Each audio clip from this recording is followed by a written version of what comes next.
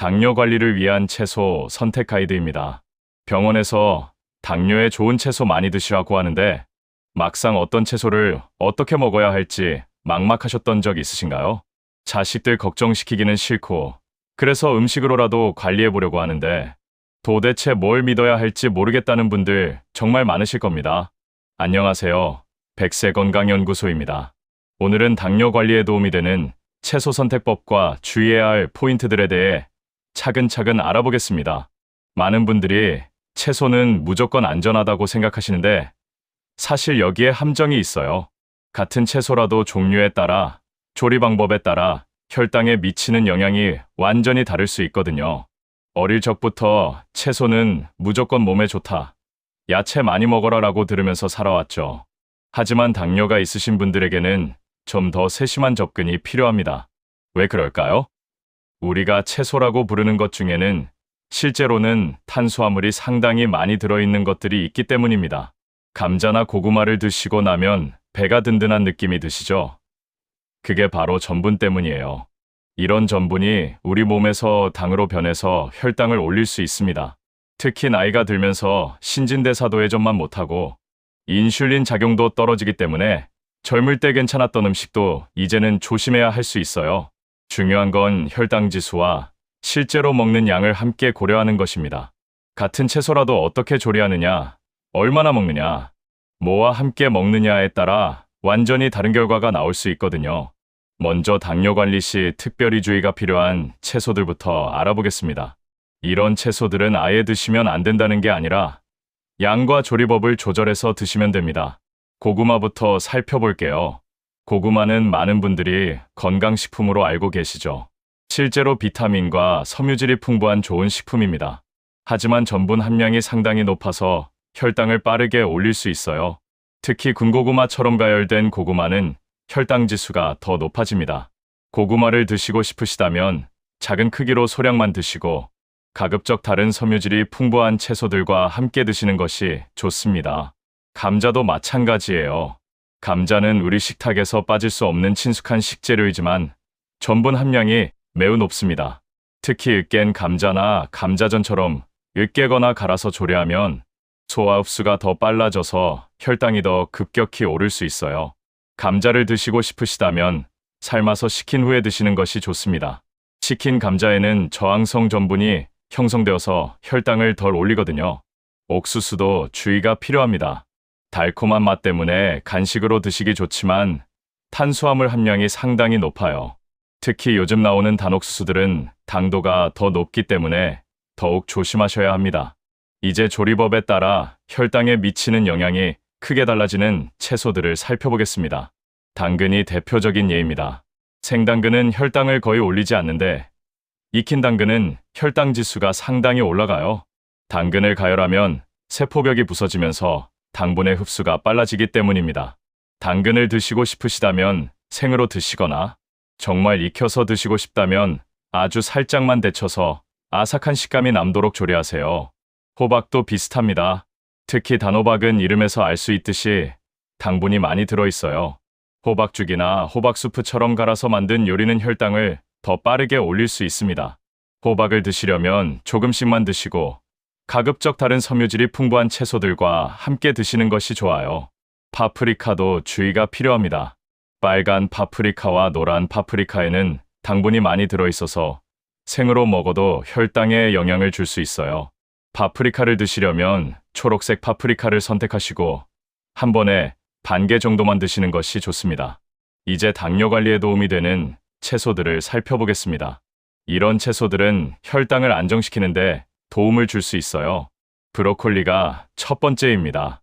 브로콜리에는 설포라판이라는 항산화 성분이 풍부하게 들어있어서 우리 몸의 항산화 작용을 도와줍니다. 또한 섬유질이 풍부해서 혈당 상승을 완화하는데 도움이 될 수 있어요. 브로콜리를 조리할 때는 너무 오래 끓이지 마세요. 좋은 성분들이 파괴될 수 있거든요.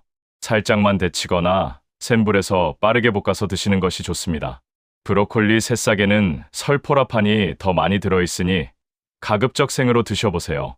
양배추도 훌륭한 선택입니다. 양배추는 정말 다재다능한 채소예요. 생으로 먹어도 되고 살짝 데쳐서 먹어도 되고 볶아서 먹어도 됩니다. 양배추에는 글루코시놀레이트라는 성분이 들어있어서 항산화 작용에 도움이 됩니다. 양배추를 갈아서 주스로 만들어 드시는 것도 좋은 방법이에요. 위 건강에도 도움이 되고 혈당 관리에도 도움이 될 수 있습니다. 상추는 우리에게 가장 친숙한 채소 중 하나죠. 상추에는 수용성 식이섬유가 풍부해서 당 흡수를 늦춰주는 효과가 있어요. 그래서 고기와 함께 먹으면 혈당이 급격히 오르는 것을 완화하는데 도움이 됩니다. 상추는 쌈으로 드시는 게 가장 자연스럽고 샐러드로 드셔도 좋습니다. 다만 쌈장은 조심하셔야 해요. 설탕이 많이 들어있을 수 있거든요. 된장에 다진 마늘만 넣어서 드시거나 저당 쌈장을 사용하시는 것이 좋아요. 샐러리도 추천할 만한 채소입니다. 샐러리는 칼로리가 매우 낮고 섬유질이 풍부해서 포만감을 주면서도 혈당에 미치는 영향이 적어요. 처음에는 독특한 맛 때문에 어색할 수 있지만 다른 채소와 함께 샐러드로 만들거나 주스로 만들어 드시면 적응하기 쉬워요. 양파는 거의 모든 요리에 들어가는 기본 재료이면서 동시에 건강에 도움이 되는 채소입니다. 양파에는 케르세틴이라는 항산화 성분이 들어있어서 혈관 건강에 도움이 될 수 있어요. 생으로 먹어도 되고 살짝 볶아서 먹어도 좋습니다. 이제 이런 채소들을 어떻게 조합해서 드시면 좋을지 알아보겠습니다. 좋은 채소를 선택하는 것도 중요하지만 전체적인 식단 조합이 더욱 중요해요. 아무리 좋은 채소라도 나쁜 재료와 함께 먹으면 혈당이 올라갈 수 있거든요. 예를 들어 브로콜리는 좋은 채소이지만 감자조림과 단 양념과 함께 먹으면 전체적으로는 혈당에 부담을 줄 수 있어요. 첫 번째 조합으로는 브로콜리와 닭가슴살, 그리고 현미밥을 추천합니다. 하지만 현미밥도 양은 조절하셔야 해요. 평소보다 절반 정도로 줄이시는 것이 좋습니다. 두 번째 조합은 양배추와 두부, 그리고 견과류입니다. 이 조합은 특히 저녁 식사에 좋아요. 양배추의 식이섬유, 두부의 식물성 단백질, 견과류의 건강한 지방이 만나면 혈당이 천천히 오르고 포만감도 오래 지속됩니다. 세 번째 조합은 상추와 살코기, 그리고 오이입니다. 상추의 식이섬유, 살코기의 단백질, 오이의 수분과 섬유질이 혈당을 안정시키는 데 도움이 됩니다. 식사 순서도 중요합니다. 먼저 채소부터 드세요. 위에 식이섬유벽을 만들어주거든요. 그 다음에 단백질, 마지막에 탄수화물 순으로 드시면 혈당 상승을 완화할 수 있어요. 같은 채소라도 조리법에 따라 혈당에 미치는 영향이 크게 달라집니다. 생으로 드시는 것이 가장 좋습니다. 영양소 파괴가 없고 흡수가 천천히 이루어지거든요. 다만 소화가 어려운 채소들은 살짝만 데치거나 볶아서 드시는 것이 좋아요. 살짝만 조리하는 것이 두 번째 좋은 방법입니다. 너무 오래 끓이면 좋은 성분들이 파괴되고 섬유질도 무너져서 혈당을 더 빠르게 올릴 수 있어요. 기름에 튀기는 것은 피하세요. 칼로리도 높아지고 혈당도 더 올라갈 수 있습니다. 양 조절도 잊지 마세요. 나이가 들면서 활동량이 줄어들기 때문에 양도 적당히 조절하셔야 해요. 한 끼의 채소는 두 손 가득 정도, 단백질은 손바닥 크기 정도가 적당합니다. 이제 하루 종일 혈당을 안정적으로 관리할 수 있는 채소 루틴을 알려드리겠습니다. 아침 식사 전에는 물을 충분히 드시고 가능하면 양배추나 샐러리를 조금 드세요. 위를 준비시켜주는 효과가 있어요. 아침 식사 때는 브로콜리나 시금치 같은 녹색 채소를 충분히 드세요. 오믈렛에 넣거나 살짝 데쳐서 나물로 만들어 드시면 좋아요. 점심 식사 때는 상추쌈이나 양배추 샐러드를 드세요. 단백질과 함께 드시면 혈당 상승을 완화할 수 있습니다. 저녁 식사는 하루 중 혈당 관리가 가장 중요한 시간이에요. 저녁에는 인슐린 감수성이 떨어지기 때문에 같은 음식을 먹어도 아침보다 혈당이 더 많이 오를 수 있거든요. 저녁 식사 2시간 전에는 양배추 주스를 한 잔 드세요. 사과를 조금 넣으면 마시기 쉬워져요. 하지만 사과는 4분의 1개 정도만 넣으세요. 저녁 식사 30분 전에는 브로콜리 샐러드를 드세요. 올리브 오일과 레몬즙만 넣어서 간단하게 만들어 드시면 됩니다. 저녁 식사 때는 상추와 샐러리를 충분히 드시고 식사 후 2시간 뒤에는 양파차를 한 잔 드세요.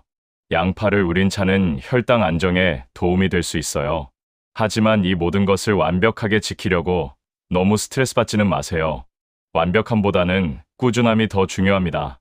가족 모임이나 명절 때 어떻게 하냐고 걱정하시는 분들 많으실 텐데, 이럴 때는 저는 이런 채소를 좋아해요 라고 말씀하시면서 좋은 채소들을 더 많이 드시면 됩니다. 완전히 피하기보다는 양을 조절하는 것이 현실적이에요. 며느리나 자녀들이 해준 음식을 거절하기 어려우실 때도 마찬가지예요. 고마워. 그런데 나는 이것도 같이 먹을게라고 하시면서 좋은 채소를 추가하시면 됩니다. 가장 중요한 건 장기적인 관점을 갖는 것입니다. 하루 이틀 실수했다고 해서 포기하지 마세요. 혈당 관리는 마라톤과 같아서 꾸준히 천천히 하는 것이 중요해요. 모든 분이 똑같지는 않다는 점도 중요합니다. 같은 음식을 먹어도 사람마다 혈당 반응이 다를 수 있어요. 본인의 혈당 패턴을 관찰하면서 어떤 채소가 본인에게 맞는지 찾아가시는 것이 필요합니다. 혈당 측정기를 활용해서 식전, 식후 혈당을 체크해 보세요.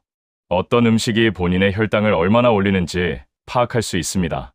약물 치료를 받고 계신 분들은 식단에 변화를 주기 전에 담당 의사와 상담하세요.